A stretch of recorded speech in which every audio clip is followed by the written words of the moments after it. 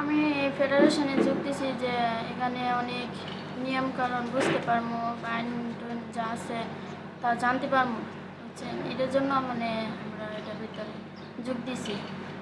কী করলে কী হবে, অফিসের ভিতরে চাকরি করি কত সমস্যায় হয়, এটি সমাধান করার জন্যই আমরা এখানে আসা। মানে এবং পাশাপাশি যে সকল কারখানায় ফেডারেশনের নেতৃত্বে শ্রমিক সংখ্যা বেশি থাকে সেখানে আস্তে আস্তে সেখানে ইউনিয়ন অর্গানাইজ করা, এবং ইউনিয়ন অর্গানাইজ করার পরে আমরা চেষ্টা করি পরবর্তীতে সেই ইউনিয়নের লিডারদেরকে তাদেরকে ট্রেড ইউনিয়নের যে আইন, যে বিধান মতে ট্রেড ইউনিয়ন চলবে সেইগুলির ব্যাপারে তাদেরকে বিভিন্ন ট্রেনিং প্রোগ্রাম দিয়ে এবং বিভিন্ন মিটিংয়ে মাধ্যমে তাদেরকে ব্রিফ করে মানে আমরা এগুলো জানার পরে, শেখার পরে মানে আমরা অনেক গর্বিত মনে করি যে আমরা এখানে আসার পরে মানে অনেক কিছু শিখছি, যেগুলো না শেখার মতো ছিলাম। মানে এমন একটা পরিস্থিতি ছিলাম যেন আমরা অন্ধকারে ছিলাম।